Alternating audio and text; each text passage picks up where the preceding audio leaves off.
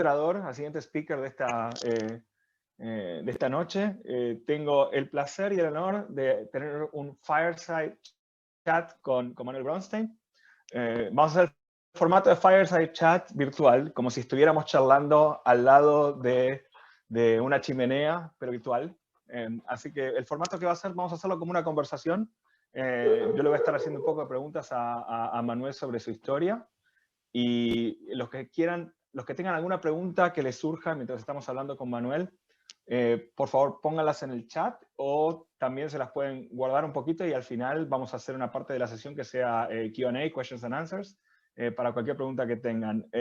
Yo creo que Manuel se puede presentar mejor que yo lo puedo presentar, así que no voy a decir mucho, le voy a dejar a él que explique qué es Roblox, qué quiere decir ser Chief Product Officer de Roblox y con su experiencia que tiene antes desde marketing en P&G en Latinoamérica hasta trabajar en compañías de gaming como Zynga, trabajar en YouTube y en Google.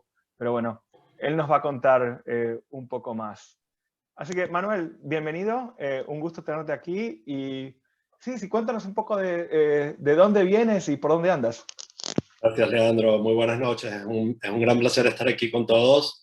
Veo nombres familiares. Crecí en Venezuela, en Caracas, Venezuela. Tuve la fortuna de estudiar en Hebraica, en el Colegio Hebraica y después en el Moral y Luces Herzl Bialik. Veo que Anita está en la llamada. Anita fue directora por muchos años del colegio. Y bueno, fue una experiencia increíble.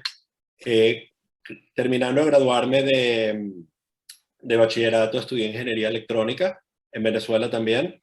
Y como dijo Leandro, hice algo que no es muy común en el tema de ingeniería, que me fui a trabajar en el área de mercadeo de Procter & Gamble, en el área de detergentes. No mucha conexión entre ingeniería electrónica y el mercadeo de detergentes, pero fue una experiencia única.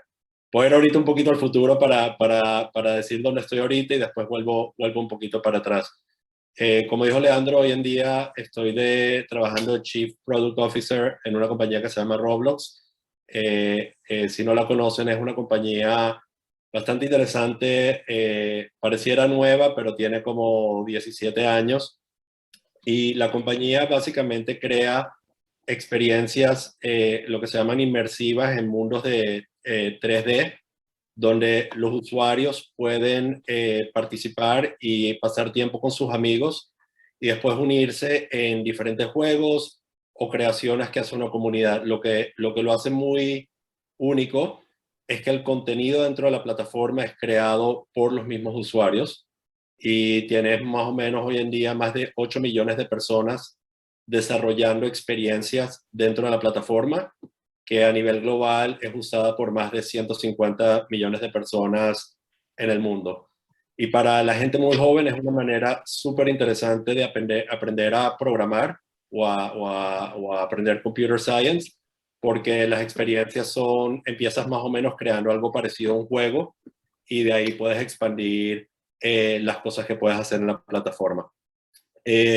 La disciplina de producto, que es lo que me ha especializado en mi carrera, básicamente es un rol donde mezclas un poquito los conocimientos del mercado, ingeniería y del usuario y trabajas con la parte de desarrollo de producto para definir cuál es el producto que vas a crear y poner en el mercado.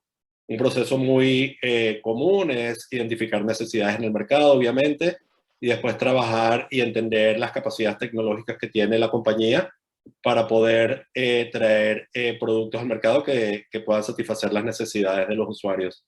Obviamente en el tema de entretenimiento no necesariamente uno habla mucho de satisfacer necesidades del usuario porque no es que estás resolviendo un problema a menos que sea, bueno, estoy aburrido y me quiero entretener, pero el proceso es muy parecido en función de que tratas de entender qué es lo que el usuario está buscando y cómo puedes crear un producto que le dé, en el caso de entretenimiento, una experiencia en la que puedan pasar una buena cantidad de tiempo, sea desconectándose, sea relajándose, sea compartiendo con amigos y disfrutando.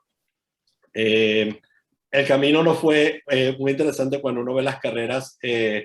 Los caminos que uno empieza no necesariamente es exactamente donde termina y uno no traza una línea recta desde un punto a otro, sino que uno va haciendo zigzags y aprendiendo en la carrera. Y como les conté, volviendo un poquito para atrás, empecé la carrera profesional en Procter & Gamble en la parte de detergentes, lo que me dio una buena educación en la parte de consumo masivo, mercadeo y estrategia de negocio.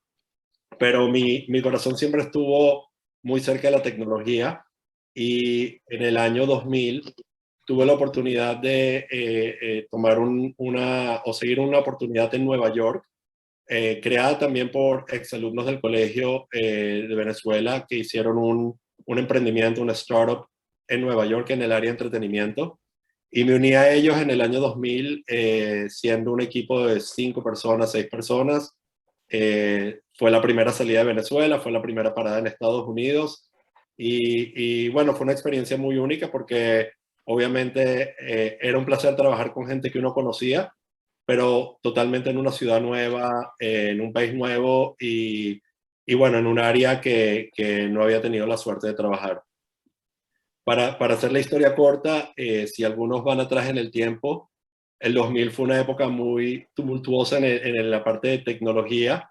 El mercado tuvo lo que se llamó un crecimiento muy abrupto en el 98, 99 y principios del 2000 con el nacimiento de las empresas de Internet, y después tuvo una corrección muy grande. Y la compañía afortunadamente siguió y creció decentemente bien, pero cuando vi cómo se estaba moviendo el mercado, me dio la oportunidad de pensar si era el momento de hacer un posgrado. Siempre era algo que pensé que quería hacer, y tuve la fortuna y la oportunidad de ir a hacer mi maestría de negocios en la Universidad de Berkeley, donde me descubrí mucho el área de desarrollo de producto, y me disfruté muchísimo todas las clases y todos los proyectos que se enfocaban en diseño de producto, desarrollo de producto y toda la parte de pensar cómo creas un nuevo producto en el mercado, especialmente con el uso de tecnología. Y de ahí tuve la suerte de hacer una pasantía en la parte de música, en el departamento de música de America Online.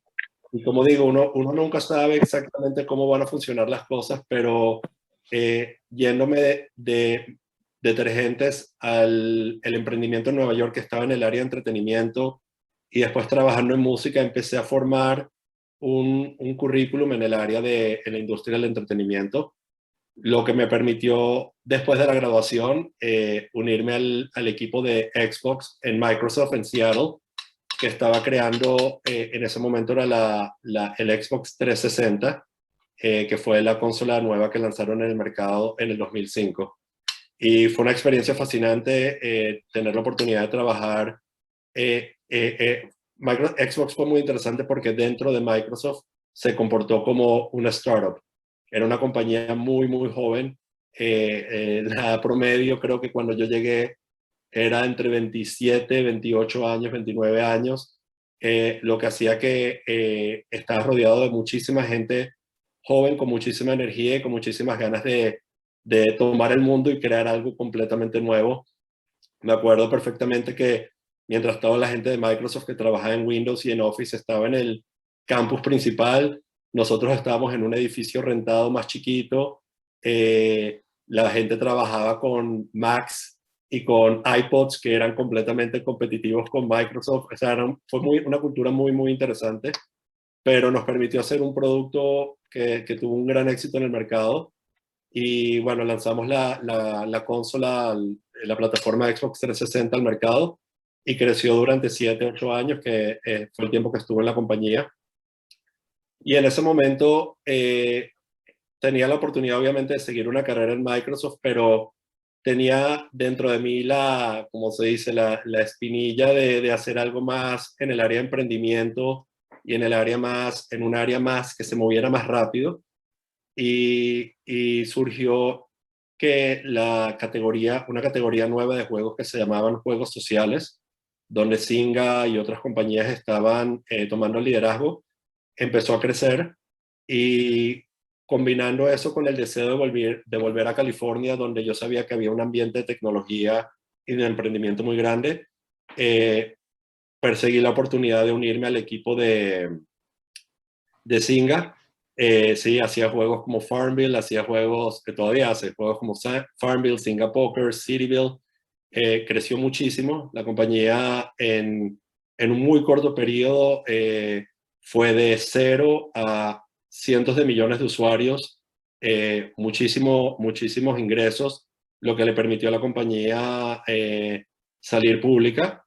Y la experiencia de Singa fue muy única porque en un periodo muy comprimido para mí en ese caso fueron de 4 años y medio, fuimos de 300 empleados a 3.000 empleados, de una compañía privada a una compañía pública, y después a navegar muchos cambios en el mercado, como fue en nuestro caso, teníamos una dependencia muy grande de la plataforma de Facebook.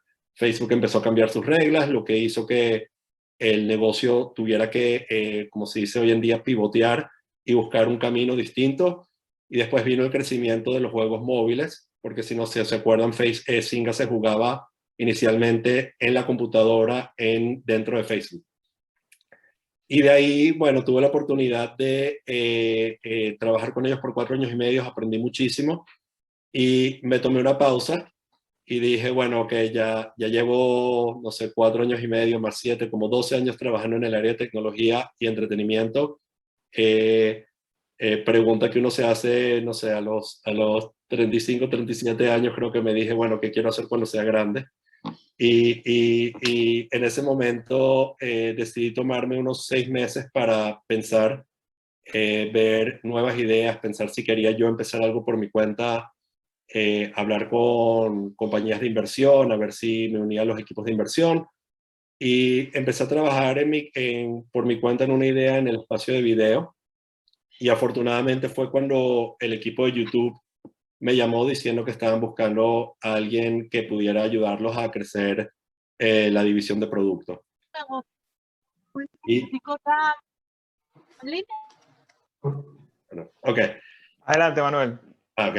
Entonces, bueno, fue una experiencia increíble tener la oportunidad de unirme a YouTube. Creo que no necesito explicar mucho lo que hace la plataforma, pero en el momento creo que tenía 400 millones de usuarios usando el producto cada día y teníamos una meta increíble. Yo me uní en el 2010 y estoy tratando de sacar cuenta, en el 2014, y queríamos llegar en el 2016 a 1 billón de usuarios al día que vieran 1 billón de horas de contenido al día. Y el equipo trabajó obviamente bastante duro, mejorando el producto, mejorando el contenido, tratando de manejar todos los diferentes formas de expandir la plataforma, creciendo en los televisores, creciendo en países como India. Y a los 2 años logramos la meta, pasamos el 1 billón de usuarios diarios y el 1 billón de horas al día, lo que fue ¿cómo se dice? Un achievement, un logro muy grande. Y bueno, después de esos 2 años y medio, seguí trabajando con el equipo de YouTube casi por 4 años. Y el equipo de Google, YouTube, obviamente, si no lo saben, es una compañía que Google adquirió hace varios años. Google estaba invirtiendo muchísimo en el desarrollo de lo que se llama el asistente virtual o el Google Assistant. Algunos pueden estar familiarizados con Alexa y con Siri también de Apple. Y se me presentó la oportunidad de liderizar ese equipo para desarrollar el asistente virtual, lo que para mí fue una experiencia interesante porque era aprender algo completamente nuevo. Aprender la parte de inteligencia artificial, aprender la parte de cómo hacer que la tecnología pueda entender lo que uno dice y contestar y hacerlo en múltiples idiomas. Y fue un reto muy interesante al cual me uní hace ya 3 años, donde estuve por todo ese tiempo, creciendo mucho, disfrutando mucho, aprendiendo muchísimo. Y de la nada, no planificado, como muchas cosas que pasaron durante la pandemia para mucha gente, tuve la oportunidad de conocer al CEO de Roblox, la empresa con la que estoy ahorita, y fue una de estas relaciones que había conocido al CEO hace 5 años y poquito a poquito cada año hablábamos 1 o 2 veces al año a mantenernos en contacto. Y durante la pandemia, gracias a la videoconferencia, pudimos hablar mucho más seguido. y poco a poco se fue presentando la oportunidad. Me dijo que quería crecer el equipo, que quería alguien que lo ayudara en su equipo ejecutivo. La compañía quería ir pública en el 2021, de hecho fue pública en marzo, y poco a poco me fui enamorando más y más y más de la idea. Y cuando veo para atrás, si veo lo que es Roblox hoy en día, y es como esas cosas, como digo, que uno nunca las planifica, es la suma de muchas de las cosas que he hecho en mi vida y en mi carrera. Roblox tiene muchos elementos de YouTube, porque tiene una comunidad de creadores de contenido, tiene muchos elementos de videojuego, porque al final del día muchas de las experiencias que la gente está creando son videojuegos. Tiene elementos sociales, porque la gente se une con sus amigos, y eso era lo que hacía Zynga, Social Games. Y cuando veo la suma de todo, dije, wow, esto es un trabajo que pareciera hecho a la medida. Y bueno, ahorita tengo un mes en la compañía disfrutándolo mucho, pero todo nuevo otra vez. Muchas gracias por compartir un poco de tu historia. Yo estaba tomando notas de un par de cosas que dijiste y me parece súper interesante. Primero que todo, como, digamos, yo me gradué de informática de ORT en el 2001 de Argentina, y como estudiante de informática, creo que cualquier estudiante de informática de ORT y de otros lados te envidia en este momento, porque tuviste el dream job de crear juegos, de diseñar juegos y todo. Así que me parece que, digamos, si tuviéramos más estudiantes aquí, aparte del grupo que tenemos, estarían salivando sobre tu carrera, así que en algún momento estaría bueno poder también conectarte con ellos. En términos de lo que estás haciendo en Roblox, me parece súper interesante. Digamos, creo que probablemente durante la pandemia han crecido muchísimo, y aparte me imagino que no solo, digamos, todo lo que estás hablando de UGC, ¿no? User Generated Content, una comunidad de creadores, me imagino que también va a ser muy interesante para no solo Virtual Reality, pero Augmented Reality, ¿no? Que digamos también viene. Quizás nos puedes hablar un poquito de eso. Después, otra cosa que, digamos, muy interesante, tu historia, ve la cuenta si suena súper pulida, ¿no? En el sentido de que, mira, trabajé aquí, trabajé allá, y ahora estoy combinando todos estos skills, estas habilidades en este nuevo trabajo. Cuando tú y yo estamos hablando un poco, hablamos un poco de pivots y decisiones. Dijiste un par de cosas durante tu historia, por ejemplo, que cuánto hablaste con inversores. Sé que ahora también estás invirtiendo. Me encantaría que nos cuentes un poco más. Ahora todo luce muy lindo y nos contaste la historia pulida. Ahora cuéntanos un poco el detrás de esa historia, en qué pasaba por tu cabeza cuando tenías que tomar estas decisiones que te hicieron pivotear, y cómo fue que te fuiste metiendo en el ambiente de inversión, que también puede ser muy interesante para la audiencia. Con gusto, gracias Leandro. Déjame empezar por esa pregunta y después volvemos a la de realidad virtual y augmented reality.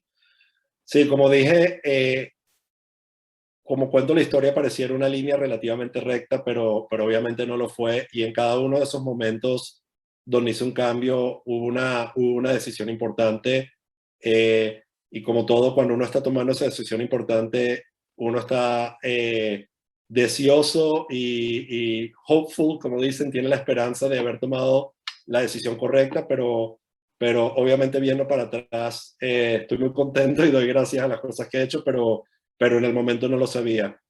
Yo creo que empezando, mira, desde el principio, mucho tiempo en mi carrera que pensé, creciendo, pensé que quería estudiar medicina, y de alguna forma u otra me convencí que iba a estudiar ingeniería electrónica para hacer ingeniería biomédica, y no terminé haciendo ingeniería biomédica, obviamente, ¿no? Cuando fui a trabajar en Procter Gamble, creo que lo que sí tenía en mente es que en algún momento quería salir del país a hacer un posgrado, y pensé que trabajar en una compañía transnacional como Procter me iba a ayudar a hacer eso, y tomé el riesgo de irme completamente a ingeniería electrónica a hacer mercadeo de detergentes, o sea, algo que nunca me había, si me hubieran preguntado creciendo si eso era lo que yo me veía haciendo en mi carrera, obviamente no estaba en mi lista. Y así poco a poco, cuando estuve en Procter Gamble, que también una tremenda empresa donde pude haber seguido por muchos años y teniendo una carrera, se me presenta la oportunidad de ir a un emprendimiento en Nueva York. Creo que ayudó de ser que el emprendimiento era de personas conocidas. Ayudó también que estando en Venezuela estaba viendo el crecimiento grandísimo que estaban teniendo la industria de Internet en ese momento, y como ingeniero electrónico me apasionó mucho, pero, ¿sabes? Como todo el mundo, dejar su país en ese momento y tomar la decisión de montarse en un avión e irse a un emprendimiento en una ciudad costosa como Nueva York no fue tan fácil, pero bueno, tomamos la decisión y lo hicimos. Y así poco a poco, o sea, como veo, es interesante. Una vez tuve que dar una charla en Berkeley donde hablé que yo veo que desde el punto de vista profesional hay como que dos caminos, para simplificarlo. Hay gente que es un experto en un área y se enfoca en su área toda su vida, y estas son personas que hacen carreras exitosísimas en una misma compañía, o médicos que trabajan como médicos toda su vida en un área que les apasiona, profesores.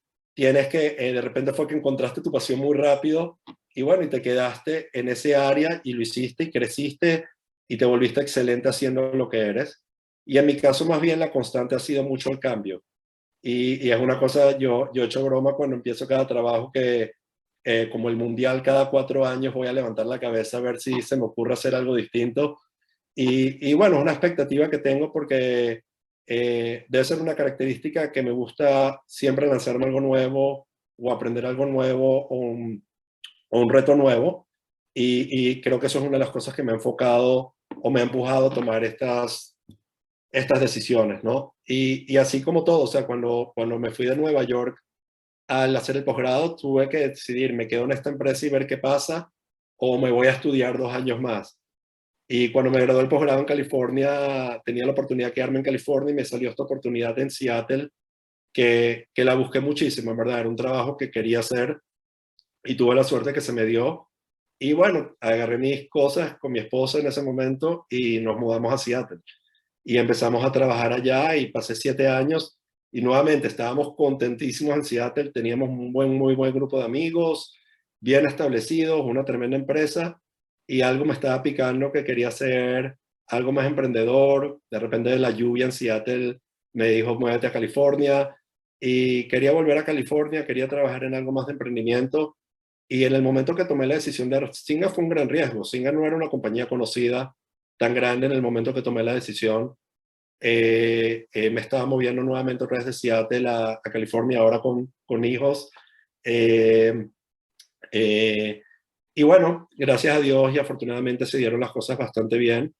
Y yo creo que uno de los pasos más grandes y riesgosos que di fue cuando tomé la decisión en Singa de decir, ok, tengo 4 años y medio aquí, me gusta lo que estamos haciendo, pero creo que no es lo que quiero seguir haciendo todo el tiempo. Y muchas veces uno está acostumbrado a decir, antes de dejar un trabajo, asegúrate de tener algo del otro lado, tener otra oferta, tener otra oportunidad clarísima. Y en este momento me di, gracias a Dios, tuve la suerte y la oportunidad de darme el lujo de decir, no, voy a poner una pausa, voy a tomarme el tiempo de pensar qué es lo que quiero hacer. Voy a reunirme con la mayor cantidad de gente que pueda para entender qué está pasando en el mundo y qué puede ser interesante. Y de eso salió la oportunidad de YouTube, que ha sido una de las mejores oportunidades profesionales de mi carrera. Entonces, ahorita veremos con Roblox si es lo mismo, pero han sido siempre momentos de decisión, y si hablan con mi esposa, pueden entender la agonía en la toma de las decisiones, de ir back and forth pensando, esto es una buena decisión, esto no es una buena decisión, cómo nos va a ir. Y pareciera fácil, como tú dices, después de que lo cuento, pero en los momentos cada uno fue una decisión bastante complicada. Bueno, la de Augmented Reality, esa pregunta la tomamos después, porque quiero hacer un poco de doble clic en un par de cosas que dijiste ahora que me parece que pueden ser bastante interesantes para la audiencia también. Primero, tú dijiste tomarte 6 meses. Al principio, cuando dijiste tomarte 6 meses, me sonó como que te ibas a ir de vacaciones a una playa. Pero cuando te escucho ahora, es bastante más metódico, ¿no? O sea, te tomaste 6 meses para ver qué querías hacer, te reuniste con gente. Cuéntanos un poco más de ese proceso y cómo le sacaste el jugo a esos 6 meses. Sí, también fue en la playa, de paso. O sea, también me divertí. Eh, Mira, me organicé un poco y dije, al principio dije, sí me quiero tomar el tiempo para descansar y, como dicen, decompress, pero muy rápidamente me puse en mi horario 2 horas al día en las que estaba tratando de cuadrar reuniones con gente que conocía, gente que estaba haciendo cosas interesantes. Obviamente, al haber trabajado en Xbox y en Zing, había podido conocer bastante gente en la industria y me permitió reunirme con gente. California tiene algo muy especial, que es que la gente realmente te da esa oportunidad y te abre las puertas. O sea, yo me acuerdo, fue una experiencia muy única cuando yo llegué a California de vuelta y alguien me recomendó que me reuniera con un inversionista bastante importante en la zona, bastante reconocido, y yo venía llegando de Seattle y me reuní con esta persona y nos sentamos a almorzar, y en una conversación de 1 hora me preguntó 10 veces cómo te puedo ayudar.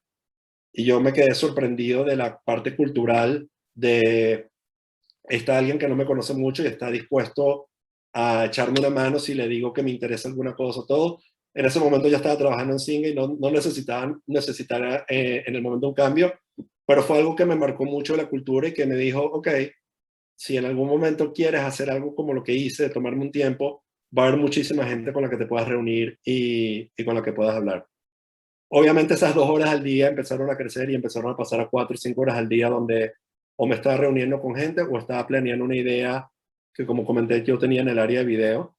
Y poco a poco esas conversaciones que fui teniendo con gente me llevaron a hacerle asesoría a ciertas compañías, a invertir en ciertas compañías y eventualmente a tener las conversaciones con YouTube que me llevaron al trabajo que tomé.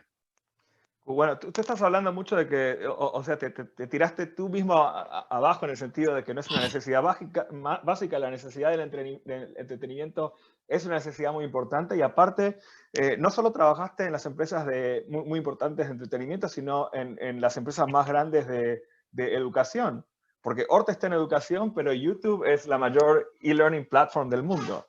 Así que, y creo que realidad virtual y realidad aumentada van a terminar siendo también bastante parte de e-learning. Así que edutainment y educación y entertainment las veo bastante interweave, ¿no? Bastante mezcladas. No, 100%. Y para acotar en eso, es muy interesante lo que ha pasado en la industria. Obviamente, cuando yo era pequeño y jugaba videojuegos, era un entretenimiento que lo hacía para, ¿sabes?, entre tareas o después de jugar de algún deporte. A veces lo hacía con amigos, pero los amigos tenían que estar en tu casa para poder jugar videojuegos con ellos. Hoy en día, cuando yo veo a mis hijos jugando videojuegos, realmente, y especialmente durante la pandemia, fue el mecanismo para mantenerse en contacto con sus amigos. El juego era la actividad de, como se dice, de background, que les permitía estar todos conectados, hablando y socializando. Obviamente, como padres, a veces vemos pasar muchas horas ahí y nos podemos preocupar, pero muchas veces hablándolo, yo decía, si mi amigo hubiera estado en casa, si mi hijo hubiera estado en casa de un amigo jugando por 4 horas con él, yo no lo hubiera llamado a preguntarle qué estás haciendo y por qué estás ahí. Y durante la pandemia creo que los juegos se volvieron una forma muy importante para los niños para conectar con sus amigos. Y como lo dices, desde el punto de vista de YouTube, la plataforma es increíble en la materia de contenido educativo y cualquier skill que quieras aprender realmente está en la plataforma. O sea, a veces nosotros debatíamos, oye, nos preocupa que alguien pase 1, 2, 3, 4 horas viendo videos, pero el debate es muy distinto si la persona está viendo 4 horas de videos de aprender a tocar guitarra porque le fascina y quiere aprender a tocar guitarra, y el debate puede ser, bueno, y si está viendo 4 horas de chistes, bueno, de repente necesita ese momento de felicidad y de descompresión en su vida, uno no lo sabe, pero es importante. Me acuerdo que alguien nos comentó, creo que hay una historia que en el momento que cuando los libros salieron, hubo mucho debate, los libros por primera vez escritos que la gente podía comprar, hubo muchos debates de si los libros iban a destruir las familias porque los niños se encerraban o la gente se encerraba a leer un libro solo. Y creo que con cada medio que va evolucionando siempre va a haber ese debate hasta que entendemos también los beneficios que tiene. Dijiste 4 horas de chiste. Yo no sé si podría aguantar 4 horas del Conde Guácharo, por ejemplo, pero bueno, eso ya es otro tema. No, pero súper interesante. Y contaste un poco del desafío cuando decidiste salirte de Microsoft, por ejemplo. Entiendo eso, pero me imagino que has tenido un desafío similar para salirte de Google, porque, digamos, hay muchas oportunidades para crecer. ¿Nos puedes contar un poco tu pensamiento en eso? Sí, también. Creo que cuando me fui de Microsoft, más gente pensó que estaba un poquito loca que cuando me fui de Google, pero otros también pensaron lo mismo. Muchos me preguntaron, ¿Ro qué es? Cuando les decía Roblox, no sabían de qué empresa les estaba hablando. Y a mucha gente siempre le cae de sorpresa. Creo que, mira, al final del día son decisiones súper personales, basadas en lo que tú quieres hacer con tu carrera y con tu vida y cómo quieres crecer y qué cosas nuevas quieres aprender. Siempre va a haber un aspecto económico de la decisión que uno va a tomar y va a tratar de tomar las mejores decisiones para la familia y desde el punto de vista financiero.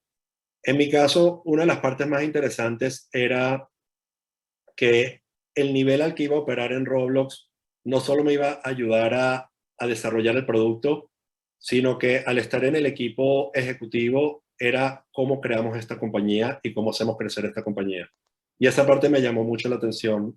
Roblox hoy en día tiene 1.000 empleados, creciendo rapidísimo, posiblemente terminemos el año cerca de 2.000, y es muy posible que si las cosas siguen caminando bien, quién sabe, el año que viene llegaremos a 3.000 empleados o más. Y participar activamente en el proceso de crear la cultura de una compañía, de pensar en las discusiones que tenemos, como vamos a estar remotos o vamos a trabajar en el lugar, cómo vamos a operar, qué clase de beneficios vamos a tener, cómo aumentamos la diversidad de talento en la compañía desde el punto de vista de razas, de sexo, de todo eso. Son otro tipo de discusiones que cuando estás operando nada más en el producto, no necesariamente eres tan partícipe de ellas, ¿no?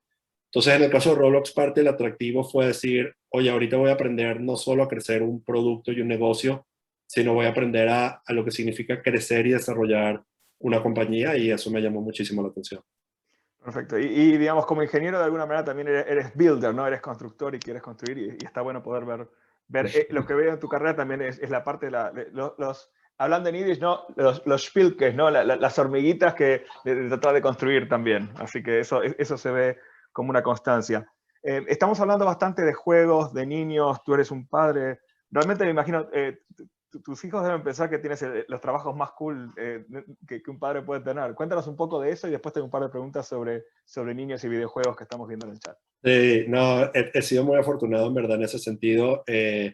Cuando estaba en Xbox, mis niños estaban muy chiquitos para disfrutarlo tanto como si hubieran estado un poquito más grandes. Cuando llegué a Zynga, les encantó que estuviera trabajando en una compañía de videojuegos, el ambiente dentro de la empresa, el edificio, ¿sabes? Cuando me venían a visitar, les encantaba venir a visitar el trabajo. Y cuando me fui, estaban como un poquito tristes de que me había ido de Zynga. Yo no sé, o sea, yo no sabía dónde iba a terminar. Y obviamente cuando terminé en YouTube, la felicidad fue al máximo, porque ambos, obviamente, fanáticos de la plataforma y el contenido, y bueno, y tiene sus beneficios trabajar en la empresa y poder llevar a los hijos a que conozcan algunas de sus estrellas favoritas. Esa parte ha sido muy, muy divertida. Y ahora en Roblox, te digo, el reto es interesante porque Roblox es muy fuerte en edades de 8 a 12 años, está creciendo en las otras edades porque muchos niños han crecido en la plataforma. Empezaron en la plataforma cuando tenían 12 y ahora tienen, la plataforma, como dije, tiene más de, a ver, fue fundada en el 2006, si no me equivoco, o sea, tiene 15 años. O sea, que hay niños que empezaron a los 12 y ahorita tienen 27 y siguen desarrollando y participando en la plataforma. Pero mis hijos están en unas edades donde no están, como se dice, en el sweet spot, y parte de mi trabajo es hacer que la plataforma pueda llegar a diferentes edades, y eventualmente inclusive a personas como nosotros, estando inmersos en esos espacios 3D virtuales donde puedes hacer más que jugar. Uno de los atractivos más grandes de la plataforma para mí fue que, si bien mucho del contenido hoy en día parecen ser juegos o son juegos, hay muchas experiencias que son educativas. La plataforma ha hecho varios conciertos virtuales donde un artista real hace un performance dentro de la plataforma y la gente lo ve, y tienes a tu avatar, a tu muñequito bailando mientras el performance está ocurriendo. Entonces creo que las posibilidades son muy grandes, y el reto muy interesante va a ser, viéndolo en mi casa, va a ser a ver si logro que mis hijos se enganchen en el producto, y significa que estamos creando un producto para niños un poquito mayores también. Bueno, aquí en Silicon Valley siempre hablan de dog fooding, ¿no? De realmente probar los propios productos, así que realmente tienen los beta testers ahí en Perfecto. casa. Buenísimo. Mira, una de las cosas que estamos hablando es que los juegos toman tiempo, y hoy en día tenemos tantas cosas que llaman nuestra atención.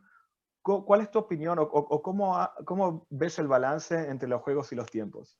Sí, mira, muchas de las compañías, obviamente si te pones a pensar, productos como Snapchat, Instagram, YouTube, los videojuegos per se, al final del día muchos están compitiendo por el tiempo de la persona, ¿no? Y también por el dinero, obviamente, porque la gente tiene que decidir dónde gasta su dinero.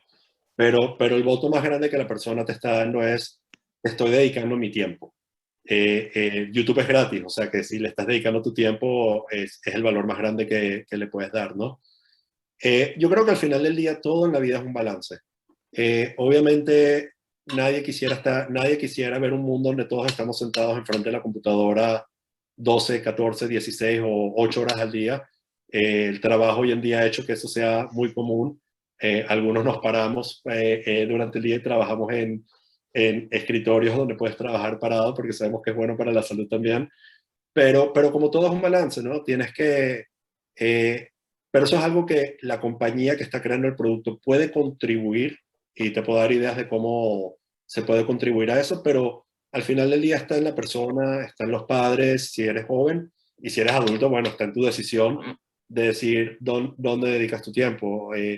Yo espero que en cualquier mundo donde seamos Roblox, YouTube y todos exitosos, los niños igualito vayan a hacer deporte, la gente igualito socialice en persona con sus amigos, estudie y se desarrolle profesionalmente.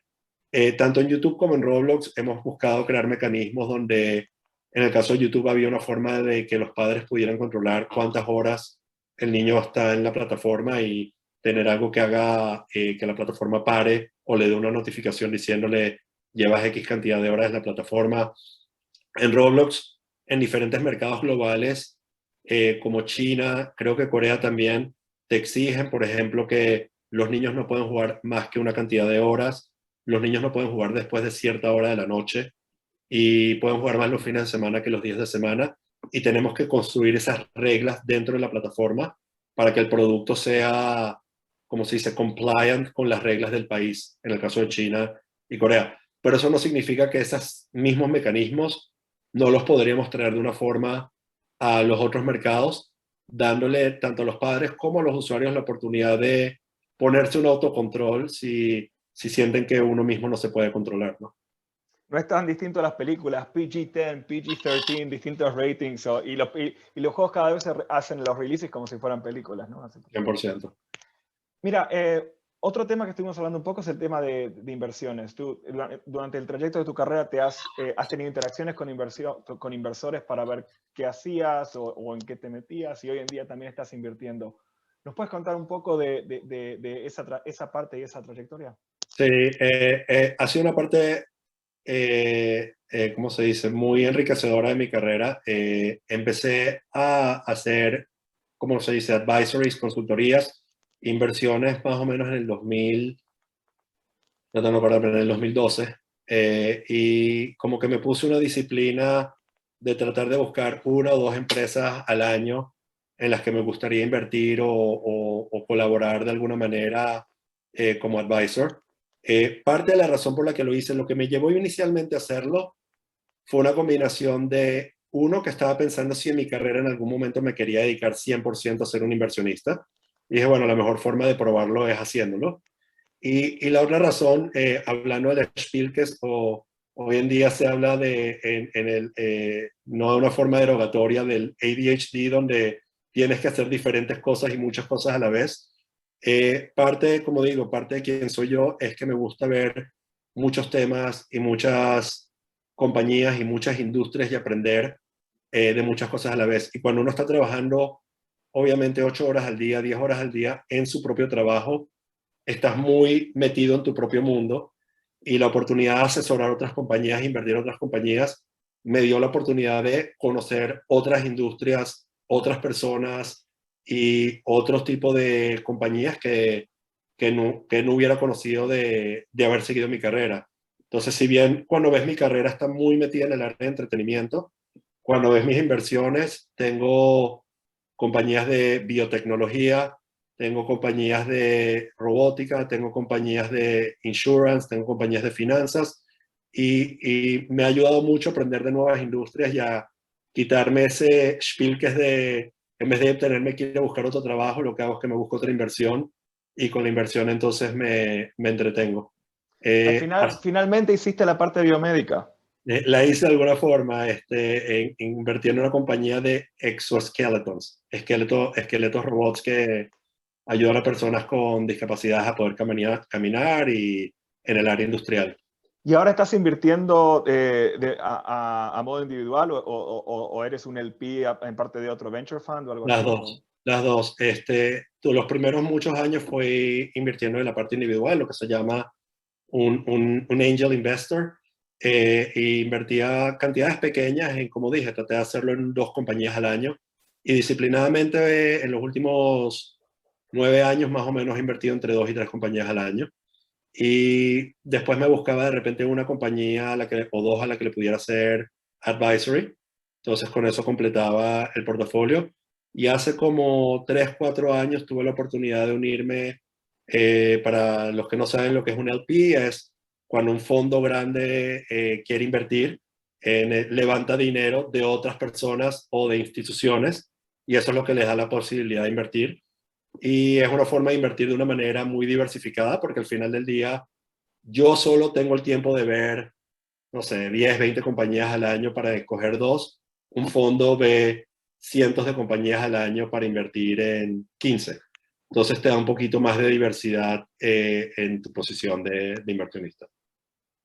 Bueno, yo tengo un par de preguntas más, pero antes de seguir, y ya vimos un par de las que estaban en el chat, quería dar la oportunidad si alguien de los que está de la audiencia quiere desmutearse y hacer alguna pregunta o algún comentario para Manuel o para el resto de nosotros. Bueno, si no, te hago una pregunta más y después cerramos. En términos de inversión, yo estoy viendo que ahora también mucha innovación viene de otros lugares de mercados emergentes, por ejemplo, en Latinoamérica. ¿Has visto algún otro tipo de trends en ese sentido, o algo que estás viendo también, ya que tenemos una ventaja comparativa para entender este tipo de mercados o de dónde vienen las ideas y eso? Sí, obviamente, un modelo que realmente siempre ha funcionado en el tema internacional es ver qué empresas interesantes han hecho algo en el mercado americano o en mercados grandes. El mercado de China hoy en día es un mercado increíblemente grande e innovador, obviamente, y muchas nuevas ideas también vienen de ese mercado y se pueden aplicar. Mucho vemos en Latinoamérica empresas que agarran un modelo de una compañía americana, pero obviamente lo adaptan al mercado, porque no, las condiciones del mercado no son exactamente iguales. Y a veces las compañías grandes internacionales, ellas mismas ponen su presencia en estos mercados emergentes o en Latinoamérica, pero hay un periodo de tiempo, un par de años, 3 años, donde los emprendedores tienen una oportunidad de atacar el mercado antes de que la compañía internacional lo ataque.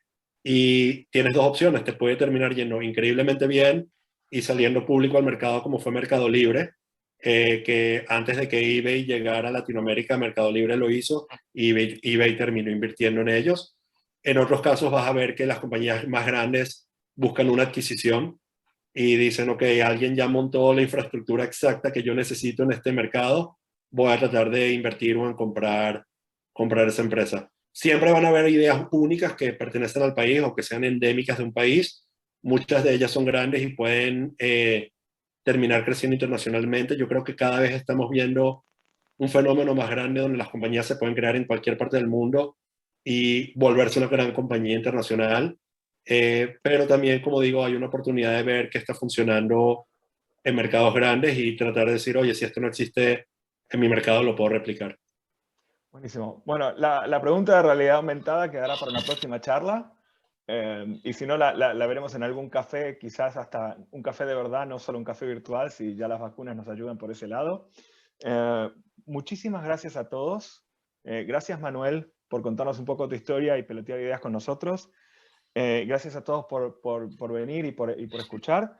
Los invitamos, no se olviden que Gracias la a próxima todos. sesión va a ser el 24 de junio y también va a ser hablando de carreras, que Orit Rambler nos va a contar un poco más sobre career coaching, tanto a manera personal como profesional. Avi, creo que querías decir algo. No sé si te desmuteaste, ¿querías decir algo? No, solo dije que muy interesante y gracias por todos.